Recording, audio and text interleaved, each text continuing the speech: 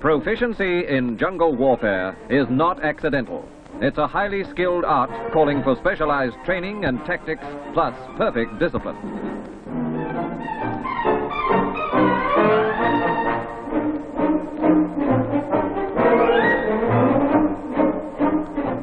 Located at Canungra near the Lamington Plateau in southeastern Queensland is the Australian Army Jungle Training Centre.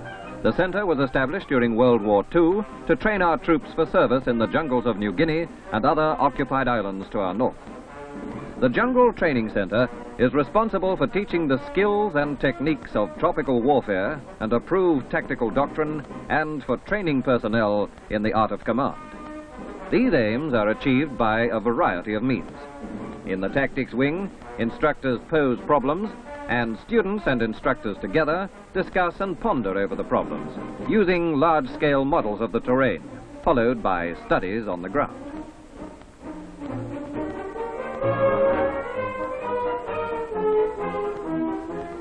In another part of this vast area, combat survival courses are conducted on a joint service basis with the Royal Australian Navy and the Royal Australian Air Force. The aim is to teach the crew members of crashed aircraft how to survive and move in the jungle. The students, officers and other ranks, are dropped in the jungle by taking them to a starting point in a vehicle. For the next few days, they are hunted men. Troops from Canungra search for the flyers as they move towards a rendezvous point. The flyers have only parachutes and emergency ration kits with them. Their parachutes become makeshift tents, and the men trap small animals and eat edible berries and mushrooms to supplement their emergency rations. At the end of their adventurous few days, they're a little the worse for wear, probably footsore, definitely tired, and certainly much wiser men.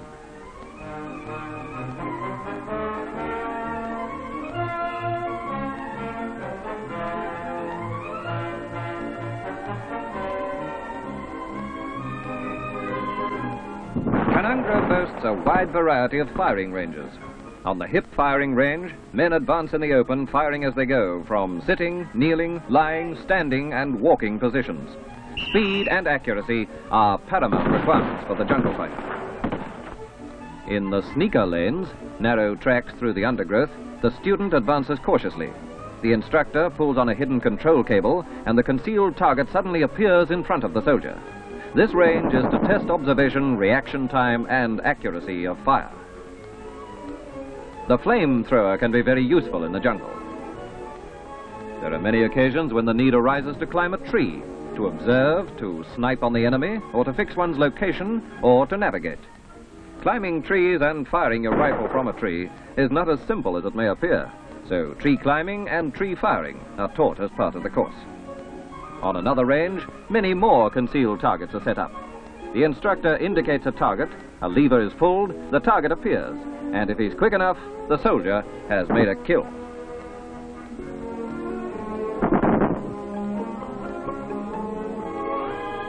In the shooting gallery, the instructor calls left front green balloon. This is quite a novel range and teaches quick reaction and comprehension.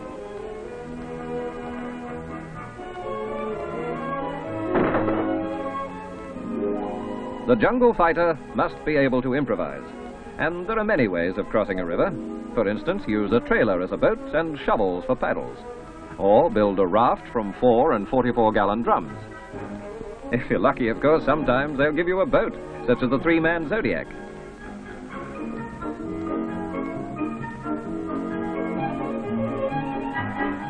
But then next time, you may have to use a bamboo pole to support your weight. You can always inflate a couple of plastic bags and put them into the legs of your trousers to make water wings. Or if you don't happen to have any plastic bags, just use the trousers.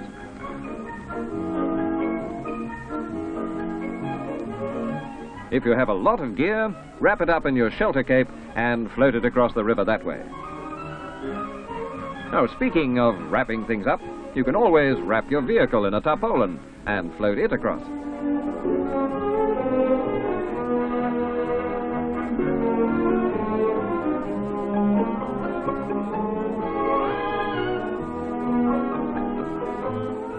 Then, next thing you know, your unit is clearing an area in the rainforest to make a helipad.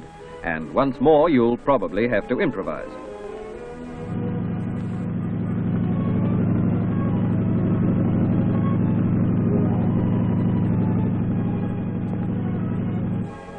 Harking back to river crossings, there are few, if any, bridges in the jungle, but bridges can be made quickly and efficiently using 3 lengths of steel wire rope.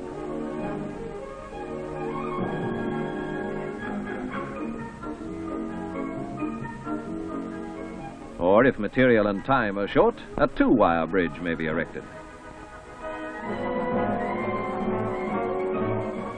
In other circumstances, the flying fox may be used.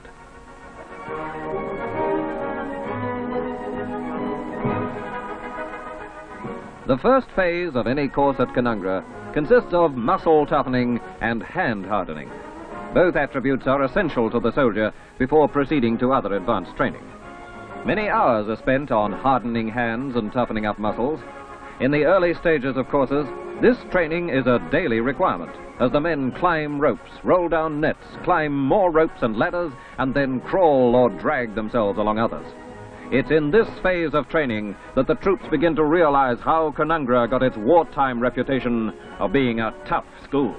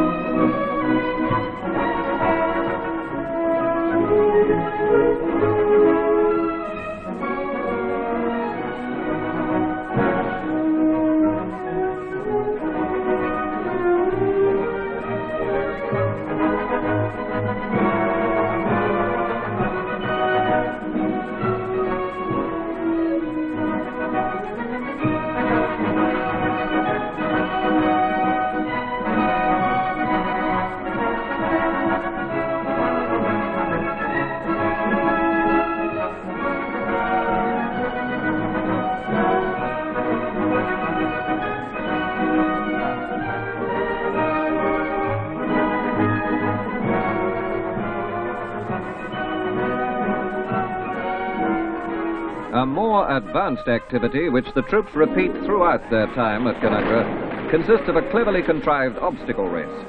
Every competitor has an equal handicap.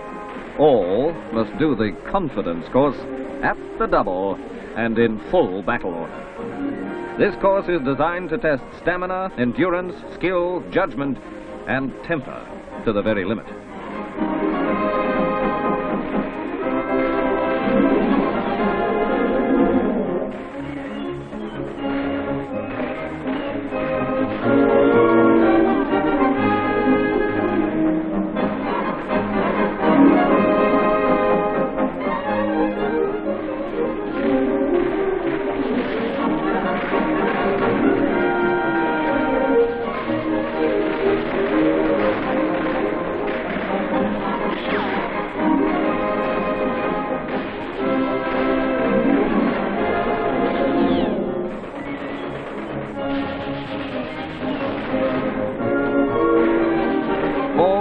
Tumbles, bruises and cuts are frequent in this course designed by experienced jungle fighters to train future jungle fighters.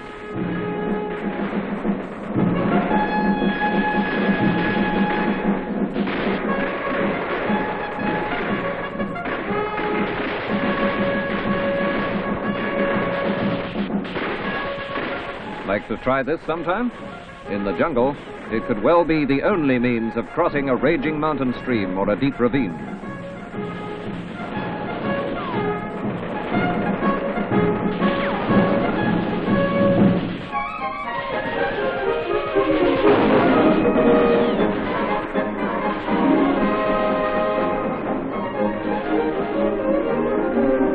This is no course for the softy.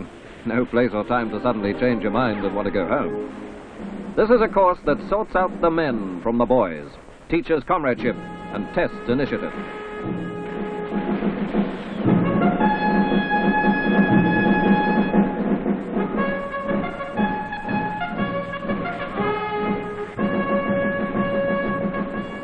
Over and across all types of ingenious obstacles they go, now through large pipes and into several feet of water at the other end.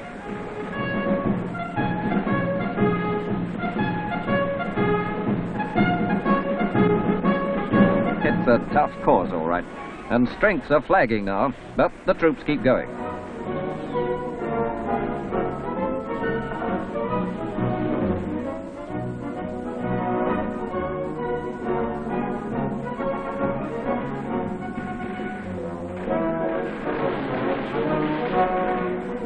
The last obstacle, the bear pit, at the double, into an 8-foot deep hole filled with muddy water, then out over a 6-foot wall.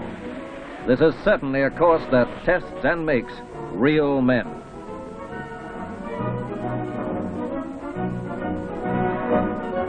Now to put some of their training to practical test. A section commander, a corporal, briefs his patrol for a 2-day trip to ambush the enemy. Using a mud map of the area, he discusses the mission with his men.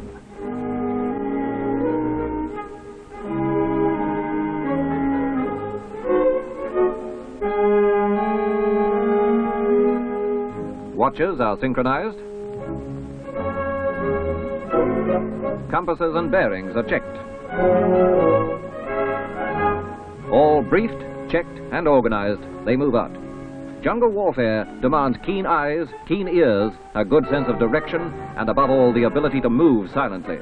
Talking is taboo, and you must be careful where you put your feet.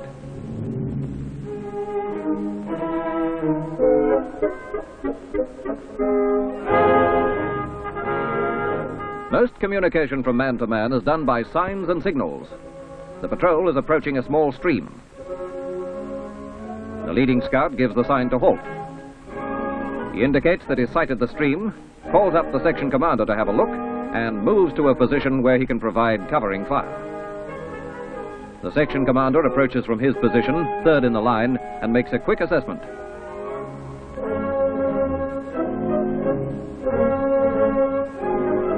Then, with clenched fist, signals the light machine gun group into position.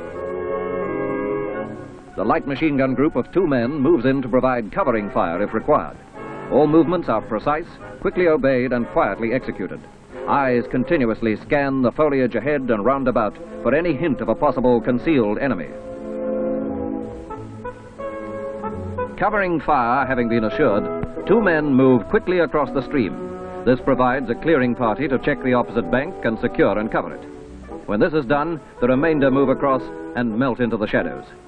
Thus, by a system of moving in single file and covering each other when necessary, the patrol moves on, ever watchful, keeping to the shadows.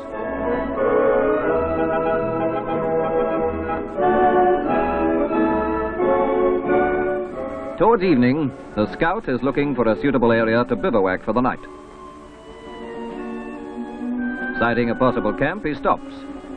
He calls up the section commander and then goes to ground.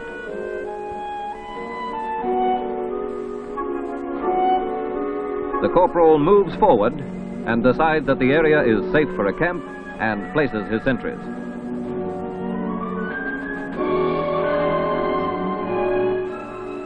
Sentries move to their indicated points to provide cover as the remainder make camp. The 24-hour ration packs provide each soldier with 3 good, well-balanced meals per day. A small hexamine cooker gives him the facility to make tea and heat his food without any fuss or telltale smoke. The well-trained soldier will fight better if he's well-fed.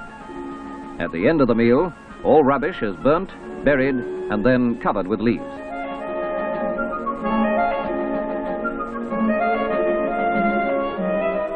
New lightweight bedding and mosquito netting provides the troops with comfortable sleeping equipment. Sleep is another important factor in maintaining efficiency in the difficult conditions of jungle warfare.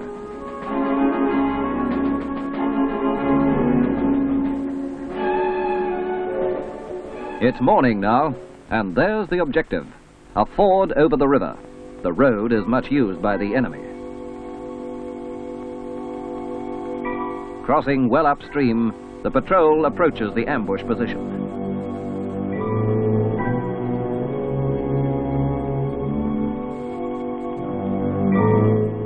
There it is, right below us.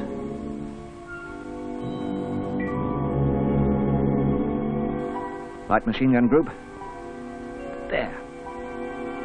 Men move quickly into position. Now, all we do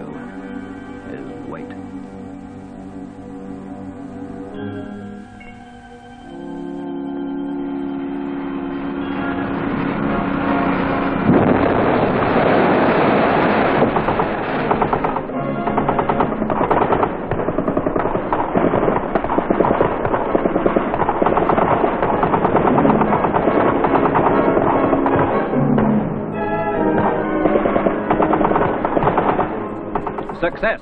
Let's go. Audacious, skilled, disciplined, tough. These are Australian jungle fighters, men of Canungra.